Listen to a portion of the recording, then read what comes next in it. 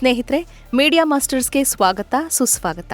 ಗೆಳೆಯರೆ, ಯೋಗಿ ರಾಜ್ಯದಿಂದ ವಿಚಿತ್ರ ಸುದ್ದಿಯೊಂದು ಹೊರಬಿದ್ದಿದೆ. ಕೆಲ ದಿನಗಳ ಹಿಂದಷ್ಟೇ ಇಸ್ಲಾಂ ಧರ್ಮವನ್ನ ಸ್ವೀಕರಿಸಿದ್ದ ಹುಡುಗನೊಬ್ಬ ಈಗ ಮತ್ತೆ ಘರ್ವಾಪ್ಸಿಯಾಗಿದ್ದಾನೆ. ಹುಡುಗಿಗಾಗಿ ಇಸ್ಲಾಂ ಸ್ವೀಕರಿಸಿ ಮತ್ತೆ ಮನೆಯವರಿಗಾಗಿ ಹಿಂದೂ ಆಗಿರೋ ಅವನ ಕಥೆ ಸಾಕಷ್ಟು ತಿರುವುಗಳಿಂದ ಕೂಡಿದೆ. ಅವನ ಡೈರಿಯಲ್ಲಿ ಬರೆದಿರೋ ಸಾಲುಗಳು, ಅವನಿದ್ದ ಮನೆಯಲ್ಲಿ ಸಿಕ್ಕ ಮೊಬೈಲು, ಚಾಕು, ಅವನು ಫಾಲೋ ಮಾಡ್ತಿದ್ದ ಪಾಕಿ ಮುಲ್ಲಾ, ಇವೆಲ್ಲವೂ ಚಿತ್ರ ವಿಚಿತ್ರ ಅಂತ ಅನ್ನಿಸ್ತಾ ಇವೆ. ಹಾಗಾದ್ರೆ ಏನಿದು ಪ್ರಕರಣ?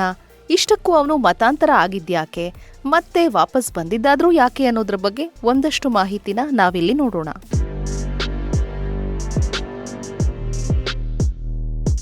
ಗೆಳೆಯರೆ, ಉತ್ತರ ಪ್ರದೇಶ ಅಂದ ಕೂಡಲೇ ಥಟ್ ಅಂತ ನೆನಪಾಗೋದು ಯೋಗಿ ಆದಿತ್ಯನಾಥ್.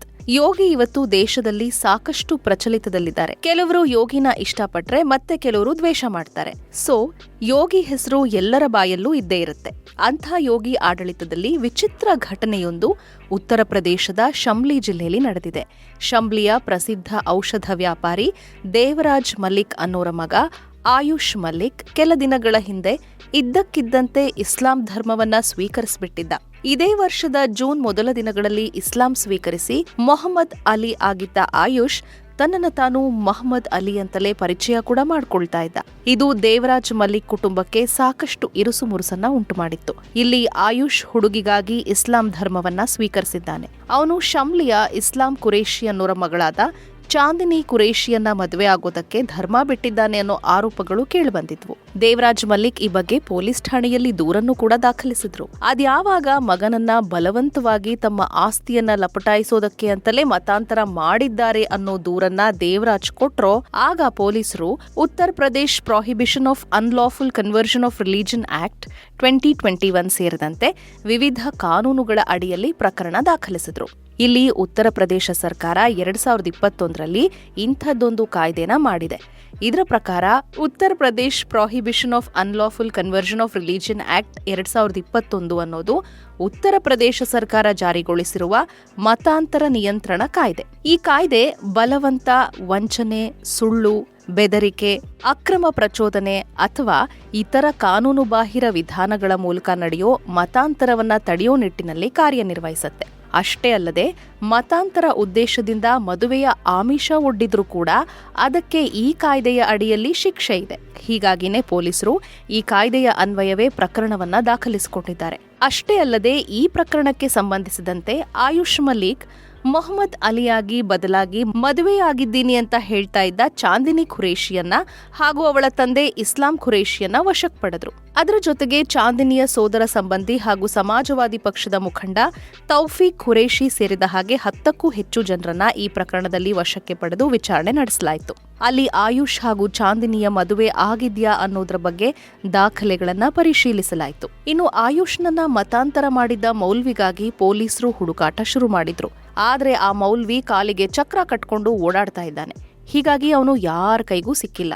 ಇನ್ನು ಇಷ್ಟೆಲ್ಲ ಆಗ್ತಾ ಇದ್ರು ಆಯುಷ್ ಮಲಿಕ್ ಮಾತ್ರ ತಾನು ಸ್ವ ಇಚ್ಛೆಯಿಂದ ಇಸ್ಲಾಂ ಧರ್ಮ ಸ್ವೀಕರಿಸಿದ್ದೀನಿ, ನನ್ನ ಮೇಲೆ ಯಾರೂ ಒತ್ತಡ ಹಾಕಿಲ್ಲ ಅಂತಲೇ ಹೇಳ್ತಾ ಬಂದ. ಆದ್ರೆ ಜೂನ್ ತಿಂಗಳ ಕೊನೆಯಲ್ಲಿ ಅವನ ಹೇಳಿಕೆಗಳೆಲ್ಲವೂ ಬದಲಾಗ್ತಾ ಹೋದ್ವು. ಆಯುಷ್ ಮತ್ತೆ ಹಿಂದೂ ಧರ್ಮಕ್ಕೆ ವಾಪಸ್ ಬಂದ. ತನ್ನ ತಂದೆ ತಾಯಿಯ ನೋವನ್ನ ನೋಡಲಾರ್ದೆ ನನ್ನದೇ ಕುಟುಂಬದ ಜೊತೆಯಲ್ಲಿ ಇರೋ ಕಾರಣದಿಂದ ನನ್ನ ಸ್ವ ಇಚ್ಛೆಯಿಂದ ಈ ನಿರ್ಧಾರ ತೆಗೆದುಕೊಂಡಿದ್ದೀನಿ ಅನ್ನೋ ಹೇಳಿಕೆನೂ ಕೊಟ್ಟ.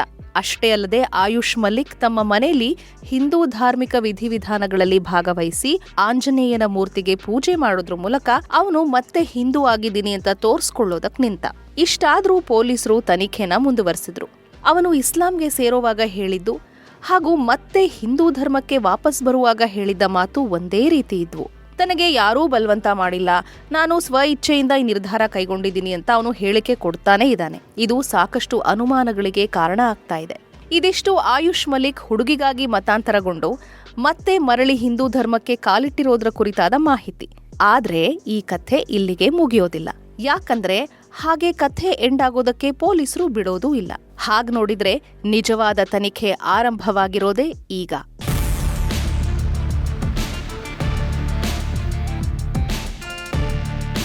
ಗೆಳೆಯರೆ, ಇಲ್ಲಿ ಆಯುಷ್ ಇದ್ದಕ್ಕಿದ್ದಂತೆ ಇಸ್ಲಾಂ ಸ್ವೀಕರಿಸಿದ್ದು, ಅವನು ಹೆಸರು ಬದಲಿಸಿಕೊಂಡಿದ್ದು ಹಾಗೂ ಇದ್ದಕ್ಕಿದ್ದಂತೆ ಮತ್ತೆ ಹಿಂದೂ ಧರ್ಮವನ್ನ ಅಪ್ಪಿಕೊಂಡಿದ್ದು ಅನುಮಾನಾಸ್ಪದವಾಗಿ ಕಾಣ್ತಾ ಇದೆ.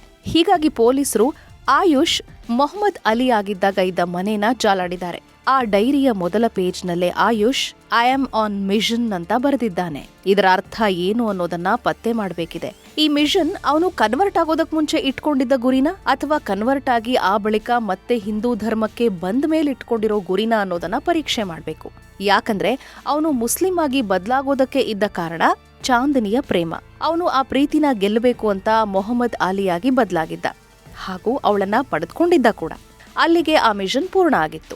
ಬಟ್ ಅವನು ಹಿಂದೂ ಧರ್ಮಕ್ಕೆ ಮತ್ತೆ ವಾಪಸ್ ಬರೋವಾಗ ಅದನ್ನೇ ಬರೆದಿದ್ದೇ ಆದ್ರೆ ಆ ಮಿಷನ್ ಏನು ಅನ್ನೋದನ್ನ ಪತ್ತೆ ಮಾಡಬೇಕಿದೆ. ಹಾಗೇನೆ ಅವನ ಕೊಠಡಿಯಲ್ಲಿ 2 ಚಾಕುಗಳು ಹಾಗೂ 2 ಮೊಬೈಲ್ ಫೋನ್ಗಳಿದ್ವು. ಅವುಗಳನ್ನು ಕೂಡ ಪೊಲೀಸರು ವಶಕ್ಕೆ ಪಡ್ಕೊಂಡು ಪರಿಶೀಲಿಸುತ್ತಿದ್ದಾರೆ. ಸೊ ಆ ಮೊಬೈಲ್ ಫೋನ್ನ ಒಳಗಿನ ಡೇಟಾ ಏನನ್ನ ರಿವೀಲ್ ಮಾಡತ್ತೆ ಅನ್ನೋದನ್ನ ಕಾದ್ ನೋಡ್ಬೇಕು. ಇನ್ನು ಆಯುಷ್ ಮಲಿಕ್ ತಾನು ಇಸ್ಲಾಂ ವಿಚಾರಗಳನ್ನ ಯೂಟ್ಯೂಬ್ ಮೂಲಕ ತಿಳಿದುಕೊಳ್ತಾ ಇದ್ದೆ ಅನ್ನೋ ಹೇಳಿಕೆನ ಕೊಡ್ತಾ ಇದ್ದಾನೆ. ಆದ್ರೆ ಅವನು ಯೂಟ್ಯೂಬ್ನಲ್ಲಿ ಫಾಲೋ ಮಾಡ್ತಾ ಇದ್ದ ಮೌಲ್ವಿಗಳ ಪೈಕಿ ಒಬ್ಬ ಪಾಕಿಸ್ತಾನದವನು ಕೂಡ ಇದ್ದಾನೆ. ಇದು ಆಯುಷ್ ವಿರುದ್ಧ ಅನುಮಾನ ಮೂಡೋದಕ್ಕೆ ಕಾರಣ ಆಗ್ತಿದೆ. ಆದ್ರೆ ಇದಕ್ಕೂ ಸ್ಪಷ್ಟನೆನ ಕೊಟ್ಟಿರೋ ಆಯುಷ್, ನಾನು ಯೂಟ್ಯೂಬ್ ವಿಡಿಯೋಗಳನ್ನ ನೋಡ್ತಾ ಇದ್ದದ್ದು ನಿಜ, ಆದ್ರೆ ಅವರಲ್ಲಿ ಪಾಕಿಸ್ತಾನಿ ಯಾರು, ಭಾರತದವರು ಯಾರು ಅನ್ನೋದು ಗೊತ್ತಾಗ್ತಾ ಇರಲಿಲ್ಲ. ಅಷ್ಟೇ ಅಲ್ಲದೆ ನಾನು ಪಾಕಿಸ್ತಾನಕ್ಕೆ ಹೋಗಿ ಬಂದಿಲ್ಲ ಅಂತ ಹೇಳೋದ್ರ ಮೂಲಕ ಪಾಕ್ ಯೂಟ್ಯೂಬರ್ ಚಾನೆಲ್ ನೋಡಿದ್ದನ್ನ ಸಮರ್ಥಿಸಿಕೊಂಡಿದ್ದಾನೆ. ಹಾಗೇನೆ ತಾನು ಮೆಕ್ಕಾ ಮದೀನಾಗಳಿಗೆ ಹೋಗೋದಕ್ಕೆ ಬಯಸ್ತೀನಿ ಅಂತನೂ ಆ ಸಮಯದಲ್ಲಿ ಆಯುಷ್ ಹೇಳಿದ್ರಿಂದ ಅವನ ಮೇಲೆ ಪೊಲೀಸರಿಗೆ ಒಂದು ಕಣ್ಣು ಇರಲೇಬೇಕಲ್ವಾ. ಇದ್ರ ಜೊತೆಗೆ ಪೊಲೀಸರು ಹೇಳ್ತಾ ಇರೋ ಹಾಗೆ ಆಯುಷ್ ಮತ್ತು ಚಾಂದಿನಿಯ ಸ್ನೇಹ ತುಂಬಾನೇ ಹಳೆಯದ್ದು. ಬಿ ಫಾರ್ಮಾ ಓದಿದ್ದ ಆಯುಷ್ ತನ್ನದೇ ಮೆಡಿಕಲ್ ಶಾಪ್ನ ನೋಡ್ಕೊಳ್ತಾ ಇದ್ದ. 2018ರಲ್ಲಿ ಅವನ ಕಾಲಿಗೆ ಪೆಟ್ಟು ಬಿದ್ದ ಸಮಯದಲ್ಲಿ ಅದಕ್ಕೆ ಟ್ರೀಟ್ಮೆಂಟ್ ತಗೊಳ್ಳೋದಕ್ಕೆ ಅಂತ ಹೋಗಿದ್ದಾಗ ಅಲ್ಲಿ ಅವನು ಚಾಂದಿನಿನ ನೋಡಿದ್ದಾನೆ. ಆ ಬಳಿಕ ಅವರ ನಡುವೆ ಸ್ನೇಹ ಶುರುವಾಗಿದೆ. ಅದು ಪ್ರೀತಿಯಾಗಿ ಬದಲಾಗಿದೆ.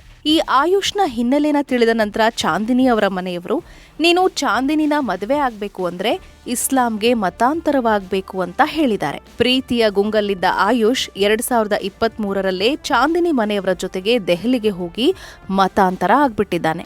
ಆನಂತರ ದೆಹಲಿಯಲ್ಲೇ ಚಾಂದಿನಿ ಹಾಗೂ ಮೊಹಮ್ಮದ್ ಅಲಿಗೆ ನಿಖಾ ಮಾಡಲಾಗಿದ್ದು, ಅವತ್ತಿನಿಂದ ಅವನು ಮುಸ್ಲಿಮರಂತೆ ಗಡ್ಡ ಬಿಟ್ಟು ದಿನಕ್ಕೆ 5 ಬಾರಿ ನಮಾಜ್ ಮಾಡ್ತಾ ಇದ್ನಂತೆ.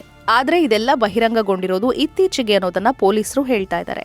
ಸೊ ಇಲ್ಲಿ ಆಯುಷ್ ಕಳೆದ 3 ವರ್ಷಗಳಿಂದ ಮುಸ್ಲಿಮನಾಗಿ ಪ್ರಾಕ್ಟೀಸ್ ಮಾಡ್ತಾ ಇದ್ದವನು ಈಗ ಇದ್ದಕ್ಕಿದ್ದಂತೆ ಮತ್ತೆ ಮರಳಿ ಮಾತೃಧರ್ಮಕ್ಕೆ ಬಂದಿರೋದು ಕೂಡ ಸಾಕಷ್ಟು ಅನುಮಾನಗಳಿಗೆ ಕಾರಣ ಆಗ್ತಾ ಇದೆ. ಹೀಗಾಗಿನೇ ಪೊಲೀಸರು ಈ ಎಲ್ಲಾ ಆಂಗಲ್ಗಳಲ್ಲೂ ಕೂಡ ತನಿಖೆನ ನಡೆಸ್ತಾ ಇದ್ದಾರೆ.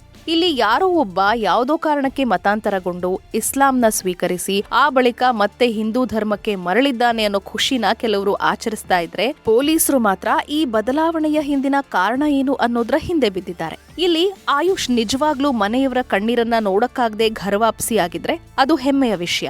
ಆದ್ರೆ ಈ ಘರ್ವಾಪ್ಸಿ ಹಿಂದೆ ಬೇರಿನ್ನೇನಾದ್ರೂ ಕಾರಣ ಇದ್ದು ಅವನು ತನ್ನವರನ್ನ ಹಾಮ್ ಮಾಡೋದಕ್ಕೆ ಅಂತಲೇ ಬಂದಿದ್ರೆ ಅದು ಅಕ್ಷಮ್ಯ. ಈ ನಿಟ್ಟಿನಲ್ಲಿ ಪೊಲೀಸರು ತನಿಖೆನ ಮುಂದುವರಿಸಲಿ. ಉತ್ತರ ಪ್ರದೇಶದ ಈ ಪ್ರಕರಣ ಸುಖಾಂತ್ಯವಾಗಲಿ ಅಂತ ನಾವು ಕೂಡ ಬಯಸ್ತೀವಿ. ಆದ್ರೆ ಬಲವಂತದ ಮತಾಂತರ, ಲವ್ ಜಿಹಾದ್ ಸಮಾಜಕ್ಕೆ ಮಾರಕ. ಈ ರೀತಿಯ ಘಟನೆಗಳಿಂದ ನಿಜವಾದ ಪ್ರೀತಿಯನ್ನ ಕೂಡ ಅನುಮಾನದ ದೃಷ್ಟಿಯಿಂದ ನೋಡುವಂತಾಗತ್ತೆ. ಇದು ಗೆಳೆಯರೇ ಉತ್ತರ ಪ್ರದೇಶದ ಮತಾಂತರ ಹಾಗೂ ಅದರ ಹಿಂದಿರೋ ವಿಚಿತ್ರ ಕಥೆ. ಮುಂದಿನ ವಿಡಿಯೋದಲ್ಲಿ ಮತ್ತೊಂದು ವಿಶೇಷವನ್ನ ನಿಮ್ಮ ಮುಂದಿಡ್ತೀವಿ. ಅಲ್ಲಿವರೆಗೂ ಜೈ ಹಿಂದ್, ಜೈ ಕರ್ನಾಟಕ.